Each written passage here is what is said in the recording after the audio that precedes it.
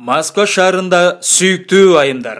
Сиздерди көптөн көп ойлондуруп келген орчундуу көйгөйлөрдү чечүү мезгили келди. 2015 жылдын 18-19 апрель айында Кыргызстан айымдары тарабынан уюштурулган Москва шаарында алгачкы жолу өтүүчү Дүйнө айымдары аттуу форумга чакырабыз.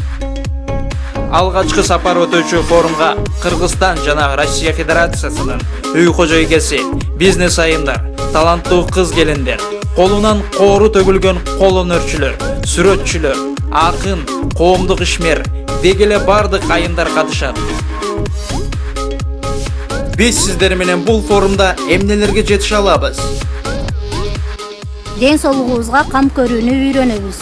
Коомубузда аялдардын ой пикиринин укулуктуулугуна жетише алабыз. Бир туугандар, жакындар менен жылуу мамилебизди өрчүтөбүз. Эсте калган жагымсыз көз ирмемдерден тазаланып, жаңыча ой жүгүртүү менен жашообузду көрктөндүрөбүз. Бир күндө эмес, ар күндө бактылуу жашоого үйрөнөбүз. Если вы хотите увидеть идеальное будущее ваших детей, давайте внесем наш вклад уже сейчас.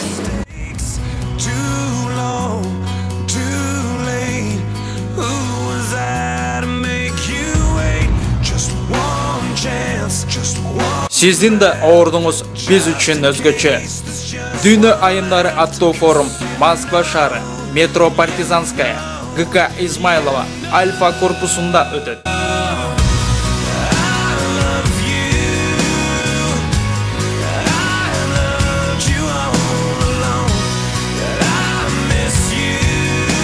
Он 18-19 апрель күндөрү саат 9:00-дон 18:00-га чейин кирүү акысыз. Сүйүктүүлөр өзүңүздүн бир келчү жашооңузда кайдыгер болбоңуздар. Келгиле чогулалы. Биргеликте биз талай бийиктиктерди багындыра алабыз.